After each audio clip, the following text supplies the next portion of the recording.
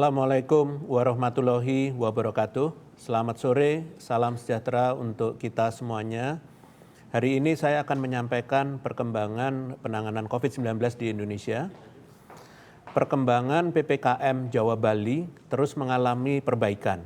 Berdasarkan evaluasi yang dilakukan oleh pemerintah, jumlah kabupaten atau kota yang berada di PPKM level 4 terus menurun dan jumlah daerah yang berada di PPKM level 2 terus meningkat.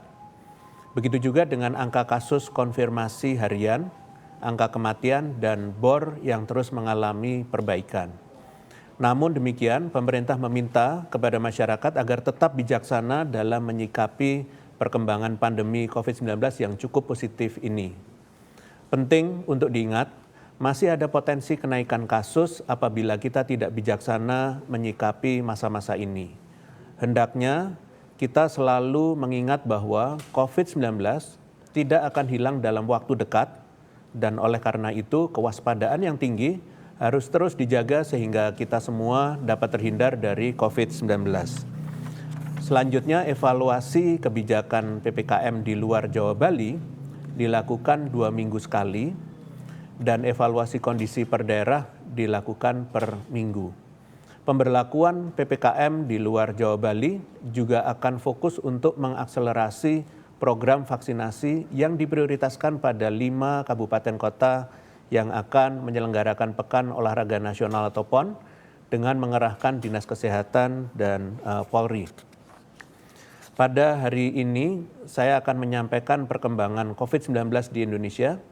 Seperti yang kita ketahui, kasus positif dan kasus aktif di Indonesia terus mengalami penurunan. Kabar baiknya, penurunan di minggu ini menandakan bahwa baik kasus positif maupun persentase kasus aktif nasional telah turun selama 7 minggu berturut-turut. Namun, perlu dijadikan catatan bahwa tujuan kita adalah untuk menurunkan kasus hingga seperti sebelum lonjakan kasus. Mengingat kasus saat ini meskipun sudah turun, namun masih 2 kali lipat dari kasus pada pertengahan bulan Mei lalu. Di tingkat provinsi, jika pada minggu lalu seluruh provinsi menunjukkan penurunan kasus positif mingguan, sayangnya pada minggu ini terdapat 1 provinsi yang kembali meningkat, yaitu Papua Barat. Kasus Papua Barat di minggu ini berjumlah 398 kasus, naik dari minggu sebelumnya yang berjumlah 319 kasus. Selanjutnya, jika dilihat pada kasus aktif, maka hanya terdapat 1 provinsi yang mengalami kenaikan persentase kasus aktif, yaitu Papua, naik 0,32%. Persentase kasus aktif Papua selama 2 minggu terakhir juga merupakan yang paling tinggi se-Indonesia, yaitu 37,87% pada minggu sebelumnya dan 38,19% pada minggu terakhir. Sebagai catatan, saat ini beberapa pemerintah daerah termasuk Papua dan Papua Barat terus mengupayakan sinkronisasi data dengan pemerintah pusat sehingga tidak menutup kemungkinan akan terjadi perubahan data dalam beberapa waktu ke depan. Penurunan kasus positif mingguan di tingkat nasional dan pada hampir seluruh provinsi di Indonesia berkontribusi pada penurunan angka keterisian tempat tidur di 34 provinsi. Kabar baik lainnya adalah pertanggal 5 September tidak ada provinsi yang memiliki BOR di atas 60%. Bahkan angka BOR tertinggi hanya sebesar 45,47%, yaitu Provinsi Aceh. Ini artinya keadaan darurat yaitu lonjakan pasien COVID-19 di rumah sakit telah berhasil kita lewati di semua provinsi di Indonesia. Selain itu, meskipun persen kasus kematian mingguan masih menunjukkan peningkatan, namun untuk pertama kalinya setelah lonjakan kasus pada bulan Juni lalu, selama 1 minggu kemarin, kasus kematian harian di Indonesia berada di bawah 1.000 kematian per hari.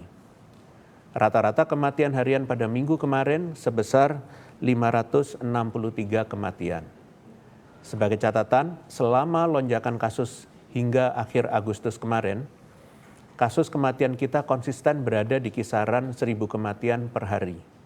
Tentunya ini perkembangan yang menunjukkan adanya perbaikan, meskipun tetap saja satu kematian saja terbilang nyawa dan tidak bisa dibiarkan.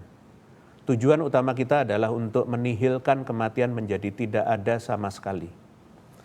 Perkembangan COVID-19 yang kian membaik di saat beberapa negara tetangga mengalami perkembangan yang kurang baik, ini tentunya patut untuk diapresiasi dan terus dipertahankan. Saat ini posisi Indonesia terus turun pada peringkat kasus aktif tertinggi di dunia. Indonesia menempati peringkat 20, sedangkan negara tetangga seperti Malaysia, Vietnam, Jepang, Filipina, dan Thailand yang masih berada di urutan 11 sampai dengan 18. Sebagai catatan, aspek demografis di mana jumlah penduduk Indonesia yang jauh lebih tinggi dibandingkan negara-negara tetangga, namun tetap dapat menunjukkan penurunan merupakan perkembangan yang baik dan patut diapresiasi. Indikator lainnya yang mengalami perbaikan adalah positivity rate. Saat ini positivity rate di Indonesia sebesar 6,97%, yang mana sedikit lagi mencapai maksimal standar WHO yaitu 5%. Jika dilihat pada tingkat provinsi, maka seluruh provinsi mengalami penurunan positivity rate selama 2 minggu berturut-turut, kecuali Sulawesi Barat yang sempat mengalami kenaikan. Penurunan paling drastis terjadi pada Lampung yang turun sebesar 40,14% dan Jambi turun 36,74% dan Aceh turun 31,26%. Selain itu, pertanggal 5 September terdapat 14 provinsi yang memiliki positivity rate di bawah standar WHO. 14 provinsi tersebut adalah Maluku, DKI Jakarta, Maluku Utara, Kepulauan Riau, Bengkulu, Banten, Sulawesi Tenggara, Sumatera Selatan, Papua, Jawa Timur, Papua Barat, Gorontalo, Jawa Barat, dan Nusa Tenggara Barat. Sebagai catatan, selama 3 minggu terakhir, jumlah orang yang diperiksa mingguan kita terus mengalami peningkatan dari 600.000 menjadi 800.000 orang per minggu. Adanya perbaikan kondisi COVID-19 di Indonesia ini tentunya patut kita syukuri, namun jangan sampai membuat kita lengah. Belajar dari pengalaman lonjakan kasus sebelumnya bahwa justru fase yang paling berat adalah fase ketika kasus mulai melandai. Fase ini paling berat karena disinilah seluruh lapisan pemerintah dan masyarakat diuji kedisiplinan dan ketahanannya untuk mempertahankan situasi yang telah melandai ini agar tidak kembali mengalami lonjakan kasus.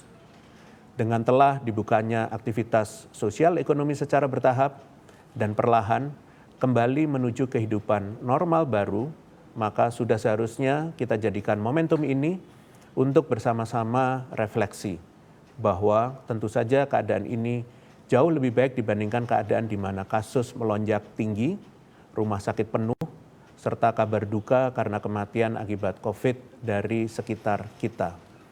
Renungan ini seharusnya lebih dari cukup untuk membuat kita tidak lengah dan terus disiplin protokol kesehatan, karena tentunya kita tidak mau kembali ke keadaan itu lagi. Ingat, cara termudah, termurah, dan satu-satunya yang paling efektif untuk segera mengakhiri pandemi ini adalah dengan disiplin protokol kesehatan secara kolektif.